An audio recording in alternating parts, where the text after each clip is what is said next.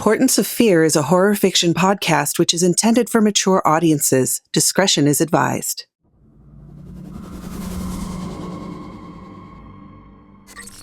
Welcome, Fearlings, to another weird and horrifying tale made just for you. I am your host, Michulhu, and I'll be your guide into the macabre and mysterious. Tonight's story is Fame.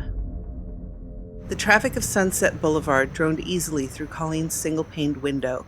She'd gotten used to it as the background noise of her life, a life that wasn't going anywhere fast. See, Colleen was like so many other actors coming to Hollywood. She had expected to be discovered within the first year or two. Her beauty and talent would be enough to whisk her into fame. But beauty waits tables in LA, and talent, well, talent is a perk, sure, but it doesn't trump connections. When you get here, you're just another starry-eyed hopeful with little to no hope of getting noticed by the right people. In fact, your odds are more in favor of the wrong people finding you. They sure the hell found Colleen. The makeup brush dusted her pale, sallow cheeks, adding a dash of red to aging skin. The TV played the entertainment news in the background. She liked keeping up with what was going on in that world. Deep in the back of her mind, she still had a shot, if she took better care of herself, a promise she'd broken many times. The news couldn't stop talking about Beth Warner, 23, who just received her third nomination for an Oscar. She'd won the first two. A natural talent, the trade said. Colleen looked back at the screen, watching Beth glittering with success as she walked the red carpet for her newest film. Young, sexy, rich. Then she returned her gaze to the mirror and saw an aging meth fiend. If I stop smoking glass tomorrow, eat right, exercise, I can get a legit job. I can start going on auditions again, she told herself. That bitch has my life. I deserve what she has, too. I'm not too old. She stood with determination that would evaporate as soon as the meth wore off. She pulled up a stained black miniskirt, pulled down a small ratty halter top, and strapped into 7-inch FME pumps. One more night out on the street hustling. Tomorrow, the dream begins again. An explosion rocked her tiny one-bedroom apartment so hard that the single-paned window lost its life, cracking straight down the middle.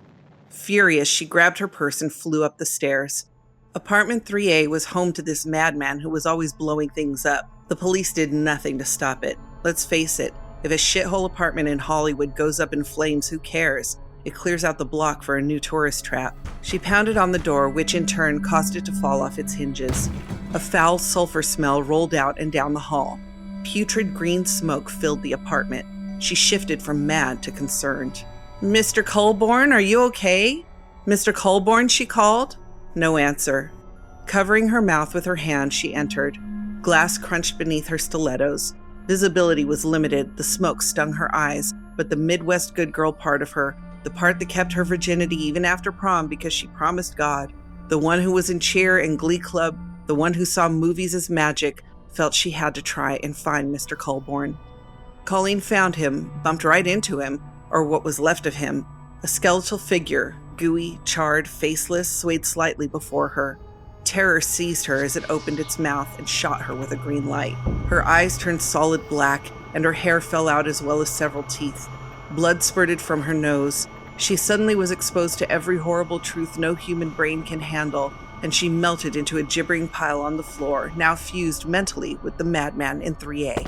She woke in her apartment 3 days later with no clue of how she got there. She went to the mirror. Colleen saw a hairless, toothless, black-eyed monster staring back at her. She could feel the wizard in the back of her brain chittering.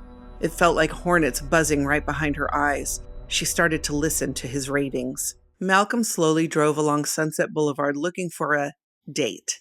The steering wheel was slick with sweat. He didn't want to do this, pay for sex, but it felt like the only way to lose his virginity. In his mind, only losers had to do it this way. At 38, though, he saw no other option. Maybe once he had sex, he'd find confidence. And lots of people paid for sex. At least this is what he told himself. Pulling the car over, he saw a woman he was interested in. She was a shapely, very tall black woman with large hair and huge boobs. He liked big boobs. They looked like basketballs. She was almost naked, which he guessed was part of the job. His body was already responding to the sight of her. Calm yourself, he thought for a moment. Malcolm rolled down the window, but before he could call to her, a pale, skinny, strung-out-looking woman wearing sunglasses and a cheap wig appeared in his window. "Hey, babe, you ready for some fun?" she said, sulfur breath cascading over deeply yellowed teeth, the ones Colleen still had. Malcolm wasn't sure what to do. He tried looking past her to the woman he wanted to hire, but her skeletal frame took up the entire window area. He was repulsed by this person, but he couldn't tell her no. He couldn't tell anyone no. He'd been cowed by life. Sure, that would be great. I've never done this before, he said. I can tell, baby. Don't worry. I'll take care of you. She jumped in the car, and Malcolm sped off. He threw a glance back at the woman he had hoped to hire. Maybe after sex he'd grow a spine, he thought. So, what's your name? Malcolm asked, figuring he should know something about the woman who was about to take his virginity. Colleen Colborne. That's my stage name, she replied. Why do you do this kind of work? Well, if you're an actor. I know it's cliche. Midwest girl comes to LA to be a star and then starts doing sex work to make ends meet. But we do what we gotta do. I'm still going to make it because I'm never going to stop trying. I'm the same age as Beth Warner. You know her, right? Malcolm glanced at Colleen. She looked 20 years older than Warner. He figured the only thing they had in common was they were both women. Why not be a cam girl or something? Seems to be an easier way to make money, Malcolm asked. There are so many cam girls and OnlyFans pages now. Plus, the internet is forever. Sure, I need money, but this way I can leave my past behind me, she said. He frowned. Her logic seemed very flawed. I guess. Colleen pointed at a huge neon sign that said Easy Come, Easy Go Motel in blue and yellow. Turn into that motel's parking lot at the end of the block. It's $300 for everything, $100 for just oral. You pay for the room, which is $50 for the hour. Pretty woman rules, no kissing. She smiled a horrific, mostly toothless grin at him. That wouldn't be an issue, he thought. For a brief moment, he debated kicking her out of the car and driving away. Maybe that other woman was still there. He couldn't, though. He already said yes, and he'd been taught that you shouldn't be rude to women no matter what. It was obvious this one needed money. Okay, Malcolm acknowledged as he pulled into the parking lot. As far as Detective Yard was concerned, the Easy Come, Easy Go motel was everything wrong with society. Bulldoze the damn thing and be done with it. There wasn't a month where she didn't have to visit this den of iniquity. Every room in the place had been the scene of at least one homicide.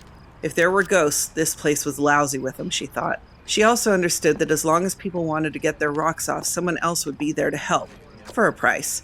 The answer was simple: legalize sex work and regulate it. It wouldn't be some magic bullet, but it had to be better than this BS. She knew this would never happen, though, because even in the heart of dreamland, sin was sin. The woman's body lay on the bed, arms crossed over her chest. It was as if she was already in the coffin, Yard thought. The body was naked, her throat had been cut deep, and her eyes were missing. Yard felt her breath catch at the back of her throat. From what I can tell, he cut her throat by the bathroom door, drug the body over, then I'm guessing he removed the eyes?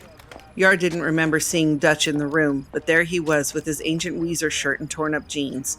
It was clear that 1996 had tattooed itself all over his personality. She was surprised he didn't have bleached tips. What a tool, she thought. She looked around for a moment. Yeah, I think you're right. Hope this isn't some serial killer crap. We have enough issues as it is, Yard lamented. It could be a wizard, Dutch added hopefully. Yard made the face every sane person made when someone used the word wizard.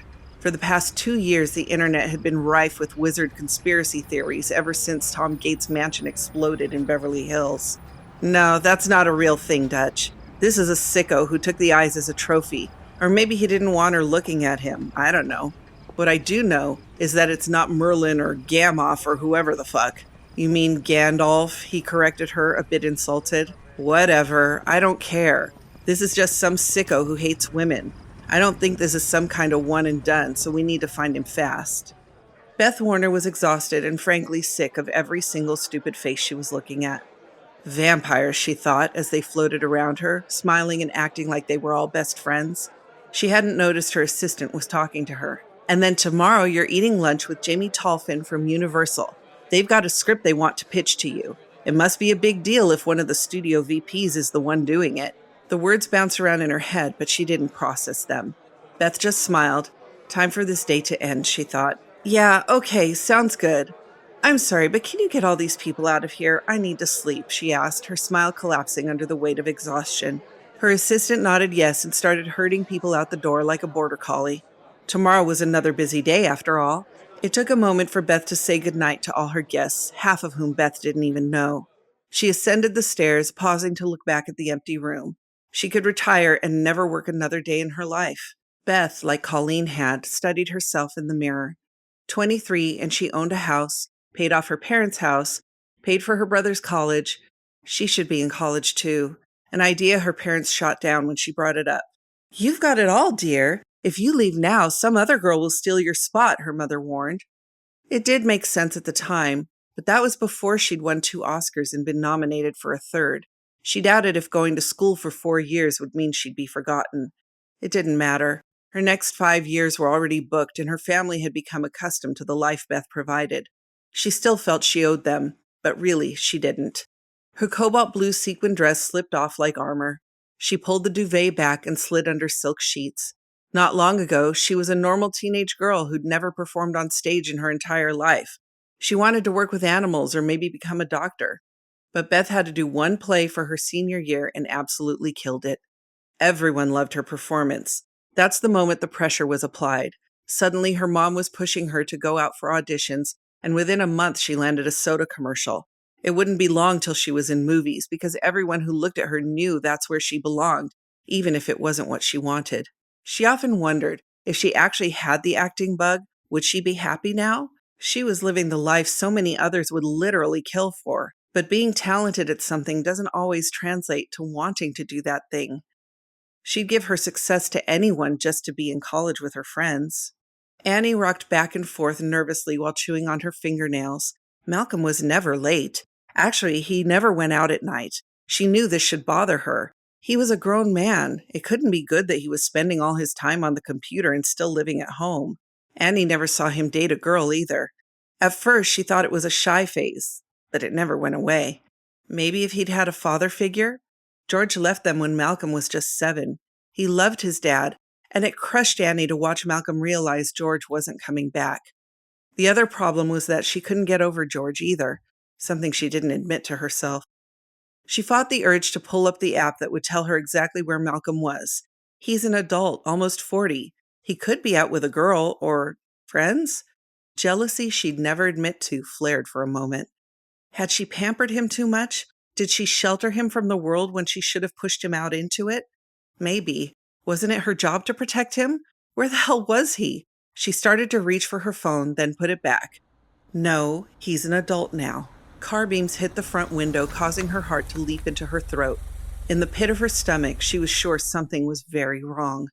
Annie was right, of course. She opened the door and found a piece of paper shoved into her face. The next few minutes felt like an out-of-body experience. Police flooded into her house. She had no clue what they could be looking for. This commotion pushed her into a dreamlike state. Suddenly, Malcolm's computer was being whisked out the front door. She tried to protest, but found herself shunted away from his room. What had her little boy gotten himself into? "Mrs. Handale, I know this is a lot to take in, but we need to find your son," Detective Yard stated. "Why? What did he do?" She braced herself. "Please sit down, Miss Handale." The detective motioned to the couch. Annie sat, watching a stream of officers carrying out Malcolm's belongings.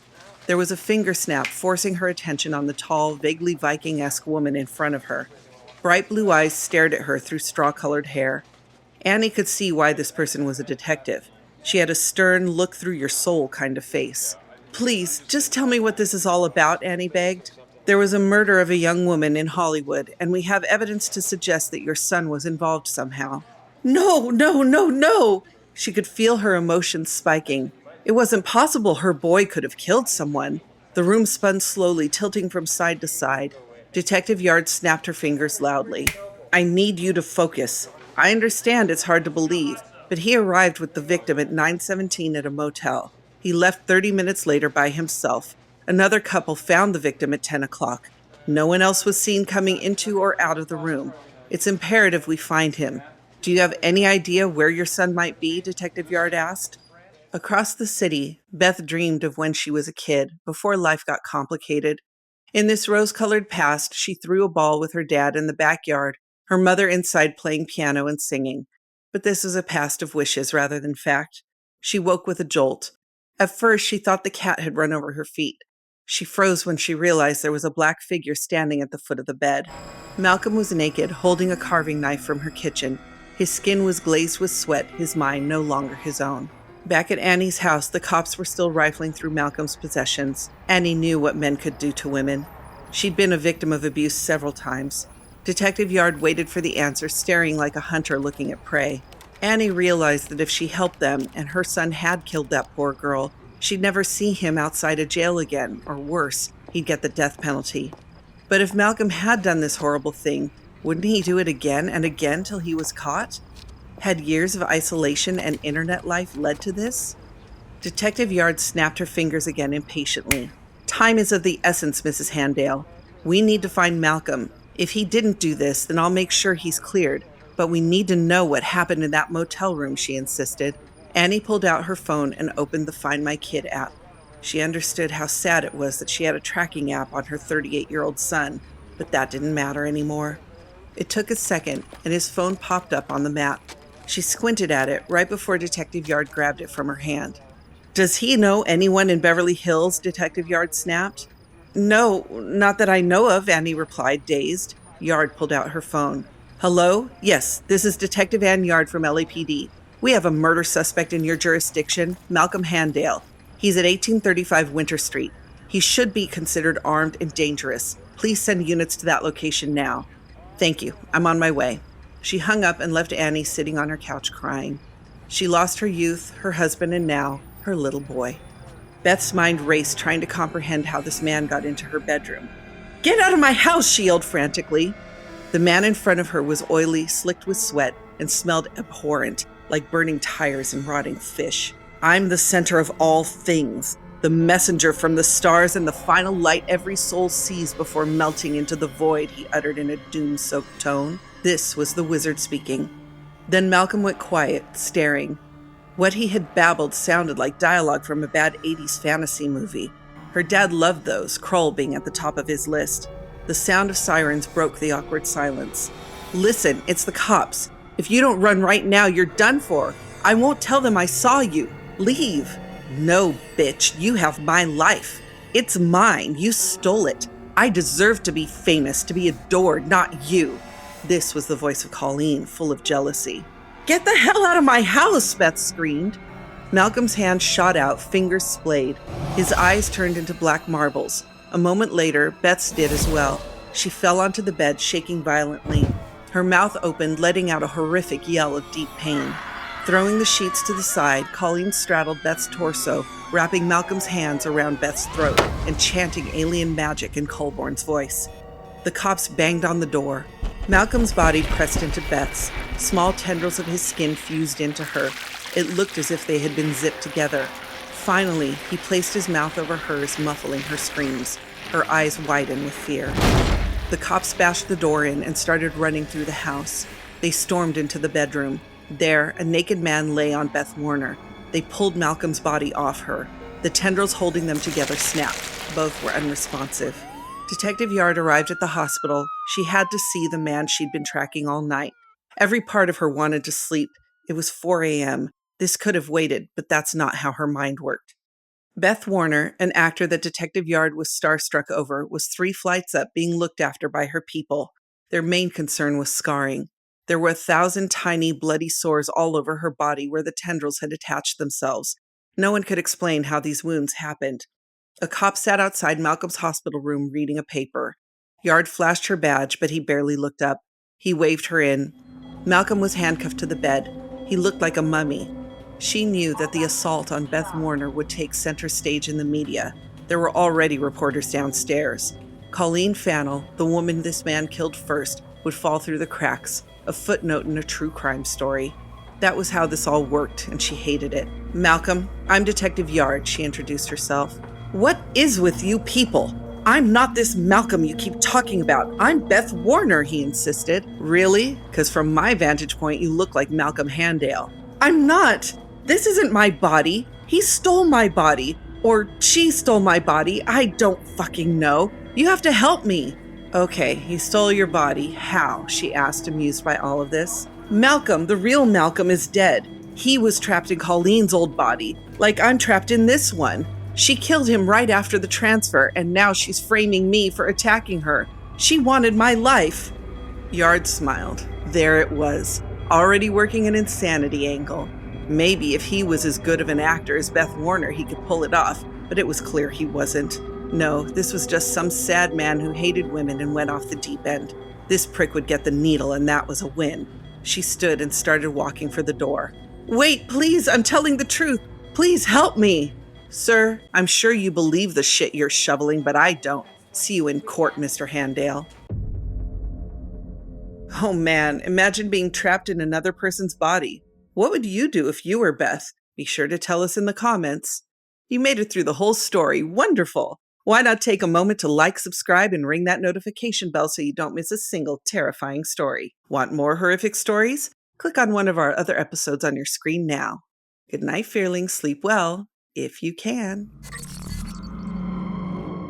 You can pay for the room, which Why? What did he do? She braced herself. Please sit down, Mrs. Hannadale. It's Handale. I keep wanting to say Hannadale. Handale. The words bounced around in her head, but she didn't. He's an adult, almost 40. He could be out with God dang. He's an adult, almost 40. He could be out with a girl or friends. Jealous